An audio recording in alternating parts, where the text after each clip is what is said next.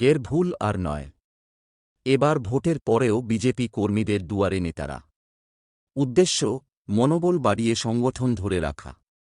১৯-এর লোকসভা ও ২১-এর বিধানসভা ভোটের পরে আক্রান্ত বিজেপি কর্মীদের পাশে সেভাবে দেখা যায়নি কার্যকর্তাদের। তা নিয়ে নিচুতলার কর্মীদের একাংশের ক্ষোভও ছিল।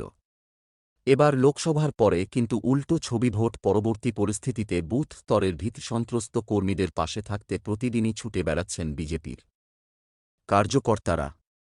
প্রশাসনের সঙ্গে যোগাযোগ রেখে ঘরছাড়া কর্মী সমর্থকদের দ্রুত ফেরানোর ব্যবস্থাও করছেন। গেরুয়া শিবিরের অন্দরের খবর, লোকসভা ভোটকে সামনে রেখে বুথে যে সংগঠন গড়ে তোলা হয়েছিল তা যাতে ভেঙে না যায়, সেই লক্ষ্যেই ভোট শেষেও কর্মীদের কাছে যাওয়া। হতাশা কাটিয়ে বুথ স্তরের কর্মীরা যাতে দলের কাজে নামতে পারেন, সেই ক্ষেত্র প্রস্তুত করা হচ্ছে। নেতাদের এই বাড়তি তৎপরতায় পদ্ম কর্মীরাও খুশি। ২০১৯ সালে রাজ্যে ৮টি আসন পেয়েও বিভিন্ন জায়গায় নিচুতলার বিজেপি কর্মীরা সন্ত্রাসের শিকার হয়েছিলেন বলে অভিযোগ। ২১-এর বিধানসভার ভোটের পরেও ছবিটা ছিল প্রায় একই রকম।